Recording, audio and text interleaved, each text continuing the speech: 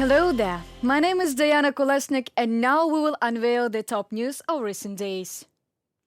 Russia is forced to withdraw its troops from the Kornevsky district of the Kursk region. After the destruction of 3 bridges through which the Russian military received equipment, they will be forced to leave their positions, as they did in the Kherson region. The approximate area of the adjacent territory is almost 700 square kilometers. In general, there are 3 bridges across the same river in the Kornevsky district of the Kursk region. One of these bridges was blown up by missiles of the armed forces of Ukraine during the afternoon of August the 16th. The second was also under attack. This morning it became known about the third strike. Unfortunately, this could still be Russian disinformation, as there are currently no photo or video confirmation. Nevertheless, I am sure that sooner or later the Ukrainian troops will force the Russians to withdraw. Today we achieved good and much-needed results in destroying Russian equipment near Toretsk. And all this is more than just defense for Ukraine. It is now our primary task in defensive operations overall, to destroy as much Russian war potential as possible and conduct maximum counteroffensive actions. This includes creating a buffer zone on the aggressor's territory, our operation in the Kursk region. The Ukrainian attack into the Kursk region continues to force Russia to redeploy forces from other parts of the front, and it is likely that the next stages of hostilities on the territory of Russia will require the Russian Federation to increase the number of personnel and material and technical means in the region. This is stated in the report of the American Institute for the Study of War. The Institute for the Study of War suggests that the redeployment of Russian troops allowed Russian forces to slow down Ukraine's initially rapid advance in the Kursk region and begin to contain the scale of the Ukrainian offensive. Russian forces are likely to launch a coordinated counteroffensive to recapture territories in Kursk Oblast captured by Ukrainian forces, although it is too early to assess when Russian forces will completely halt the advance of Ukrainian forces in Kursk Oblast and seize the initiative in combat to launch such an effort. This likely future Russian counteroffensive operation will require Russia to deploy even more personnel, equipment and material in Kursk Oblast.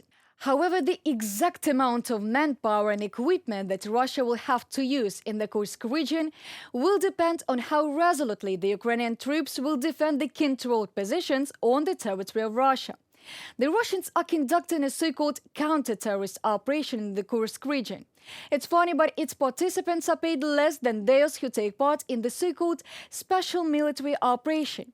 In case of injury, a serviceman involved in the counter-terrorist operation will receive only 100,000 rubles, while a member of the special military operation can count on 3 million rubles. If a criminal in counter-terrorist operation gets killed, they pay him 600,000 rubles. When a criminal in special military operation gets killed, 4 million rubles. The participants of the CDO in the Kursk region will not receive the status of combat veterans, which provides for certain benefits and social guarantees. Putin's regime economizes on war and devalues human life, especially conscripts who were thrown to die for Suja. Imagine for Putin, protecting the territory of Russia is cheaper than crimes, genocides, and an attempt to occupy the territory of Ukraine. For Putin, the Kursk region is less important than the pieces of Donetsk and Luhansk regions, and Suja is less important than the ruins of Vovchansk. The Russians have a lot to think about, especially when they are told about the protection of Russian speakers. Russia may be preparing a nuclear provocation. The scenario of accusing us of terrorism and the attack on the Kursk NPP did not work. Now they are lying about the dirty bomb and our possible provocation. This is evidence that Russia may be preparing a terrorist attack. According to the spokesman for the Ministry of Foreign Affairs of Ukraine, Georgy Tikhy, the Russians need to stop spreading dangerous lies because Kiev does not have the weapons that the Russians have declared. In addition, there are no plans to create them. Now we're seeing another surge in crazy Russian propaganda, where the enemy is trying to accuse Ukraine of plans to use dirty bombs or attack nuclear power plants. At the same time, Ukraine has always been and remains a responsible member of the Treaty on the Non-Proliferation of Nuclear Weapons. The spokesman for the Ukrainian Foreign Ministry recalled that this is not the first time the Russian side has tried to blame Kiev for this. When Russia first spread this nonsense in 2022, we invited the IAEA mission, which completely refuted this lie. Nothing has changed since then, Jorge Tichy summed up. Let me remind you that last weekend the Russians staged another provocation at the Zaporizhia nuclear power plant. At night, a fire broke out on the territory of the plant. The Russians set fire to a large number of car tires and cooling towers. Lately, the representatives of the International Atomic Energy Agency inspected this place of fire and stated that there were no signs of burnt tires, but it is unknown what was the origin of the fire. It began on the height of 10 meters, and Russian occupiers did not allow the international experts to get to the point of burning. Russian soldiers used the premises and buildings of the NPP as military warehouses for the placement of equipment, weapons, explosives and military ammunition. They placed military cars in the station halls. Cooling towers are also used as premises for storing and hiding military equipment and ammunition, due to which the risks of fire in the production premises of the NPP increased significantly.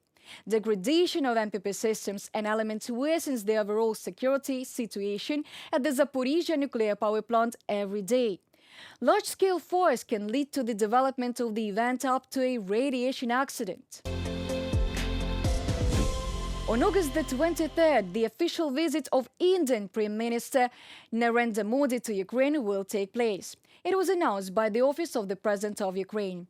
This is the first visit of the head of the Indian government to a country in the history of bilateral relations. During the visit, in particular, negotiations will take place with the President of Ukraine, Volodymyr Zelensky, during which they will discuss issues of bilateral and multilateral cooperation. Before that, Ukrainian President Volodymyr Zelensky met with Modi during the G7 summit in Italy. The leaders also had a telephone conversation during which the head of state invited the Prime Minister to Kiev. A number of documents are also expected to be signed between Ukraine and India. Early during a meeting with the new ambassador of the Republic of India, Ravi Shankar, Volodymyr Zelensky invited India to join the communique of the first peace summit. The ambassador and president separately discussed issues of trade and economic cooperation and other promising areas of bilateral cooperation. At the end of July, the Ministry of Foreign Affairs announced that Ukraine continues to adhere to the position that it is possible to involve Russia in the second peace summit. At the same time, a representative of the Ukrainian ministry noted that Ukraine strives for peace, but this peace must be fair. The question is also that Russia conducts negotiations virtuously. And here, according to the speaker, two factors are important: pressure on the battlefield and pressure in the international arena. In addition to his visit to Ukraine, Modi plans to visit Poland.